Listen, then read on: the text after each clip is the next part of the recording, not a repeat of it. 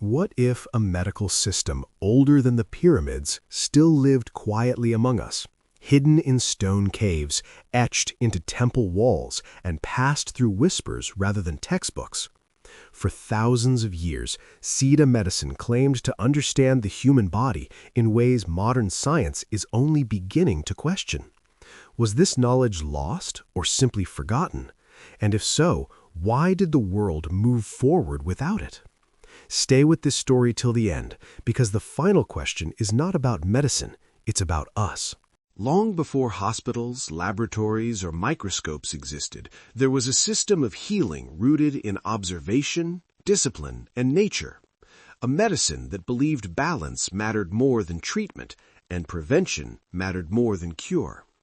Across South India, especially Tamil Nadu, ancient caves and temple carvings depict mysterious figures known as Siddhars, seated in deep meditation, bodies still, minds alert. Who were they? Why were they revered as healers and scientists?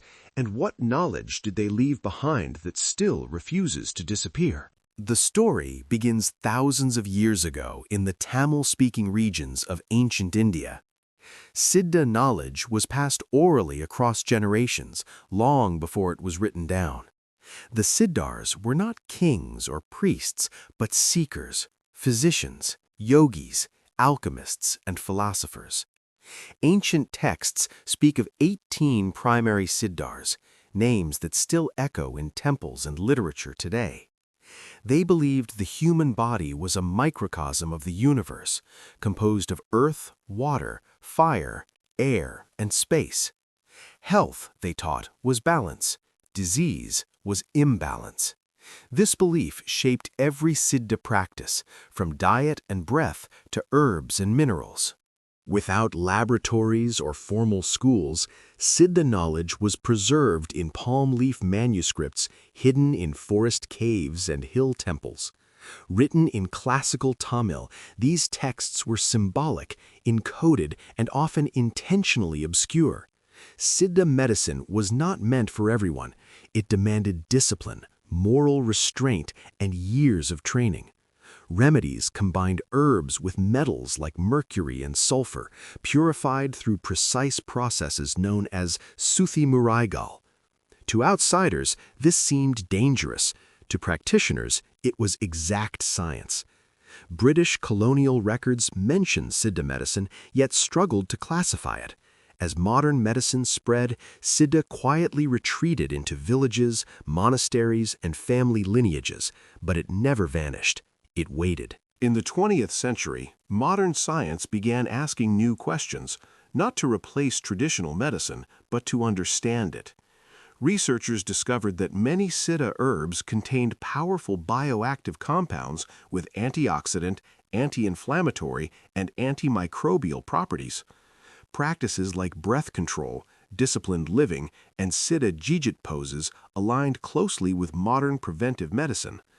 What was once dismissed as myth began standing up to scientific testing.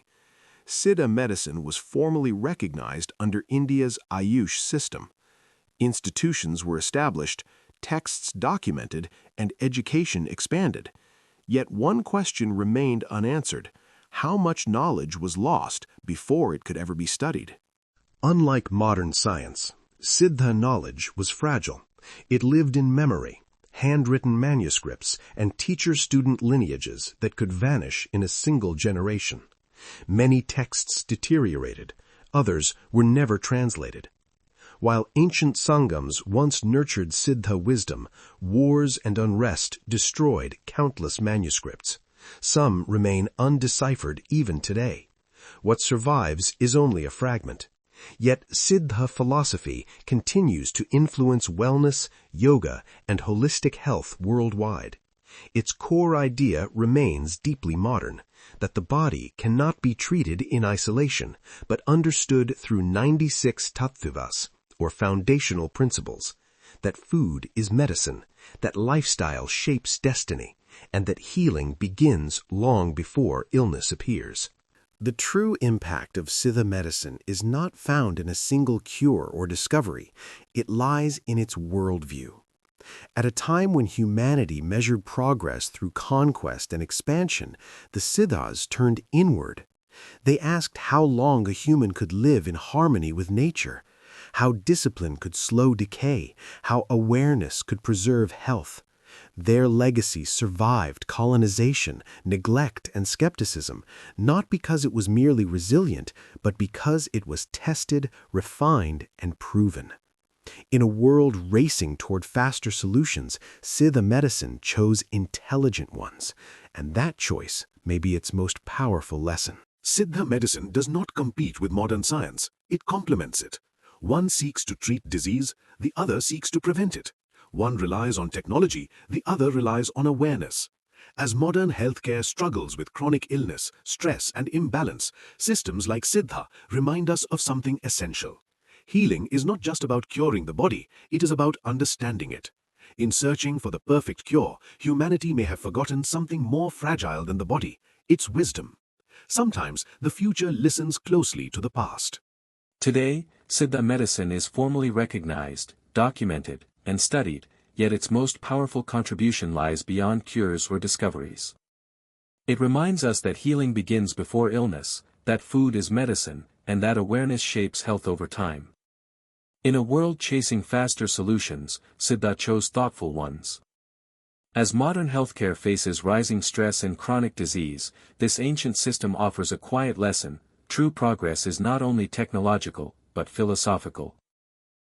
Rooted in understanding the body, respecting nature, and remembering wisdom that time nearly forgot.